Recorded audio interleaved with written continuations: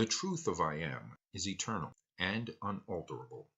It is possible to ignore reality or think it ridiculous, but it will always come to light in due course. If you have reached this seventh episode, you know that the principle of I am, or I am that I am, is all about a very real truth, but one that cannot be detected using the basic five human senses. Spiritual, intangible truth is as real as any solid object. To be more accurate, spiritual truth is so real that it literally formats and produces the experience we all have in the so-called mundane material world. In that respect, those of us who live our lives based on the reality of spirit, or the I am, can attest to the fact that a spiritual truth is even more real than one perceived by our limited sense organs. Right about now, you might be thinking, well, that's only your opinion. Such a thing cannot be proven. If you find yourself having such thoughts, I will tell you that you are correct. It may be impossible for me to prove any of this to you.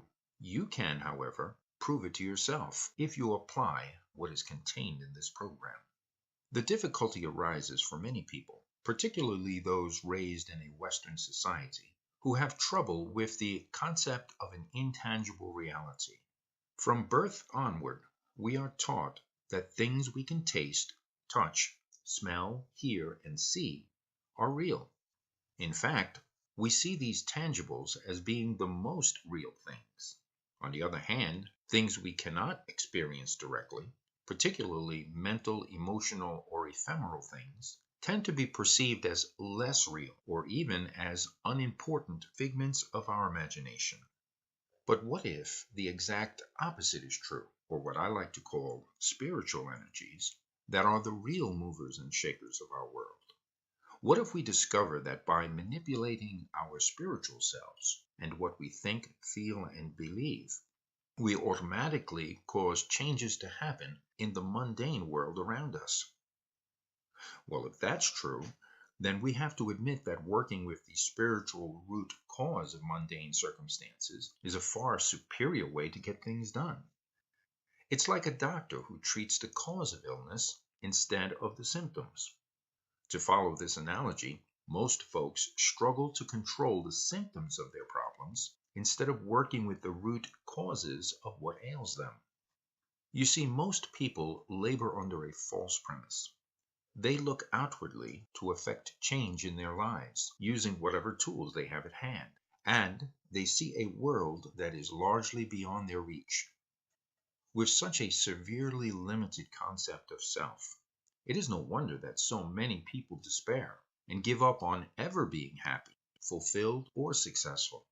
It becomes for them a case of me against the world. Now, don't misunderstand what I'm saying. I am not suggesting that you quit your job, spend the rest of your days in a cave, seated in a meditative lotus posture, waiting for the world to do your bidding. No, not at all. Physical activity is a blessing, and to engage in meaningful work as a productive member of society is the role of a fully self-realized person. After a time of using difficult, uncertain methods to get the things you want, this new approach may strike you as being strange, impractical, or even foolish. You can rest assured that I will not try to change what you believe one way or another. Quite to the contrary, I am convinced that as a sovereign being, you have every right to accept or reject anything you wish. Believe whatever you wish. Suffice it to say that the truth of the I am that I am is here to stay, and it has been proven not by me alone, but by countless individuals like me throughout history, who have learned and accepted the power and authority that dwells within. Your consciousness, your awareness of self, your true core being, the one and only God within you. The balance of this series will be a narrative that you are free to accept or reject, as is your right. I recommend you suspend judgment temporarily until you have heard it through to the end. You should know, however, that what is contained in these messages are not mere theories or popular notions that happen to be in vogue these days. Neither are they ideas of my own invention. You should also know that I have proven out these methods for myself and believe them not because of something I read or because someone told me so. No, I believe because I apply what I teach you and see the results firsthand in my own life. This is why I can declare these things to you in total confidence.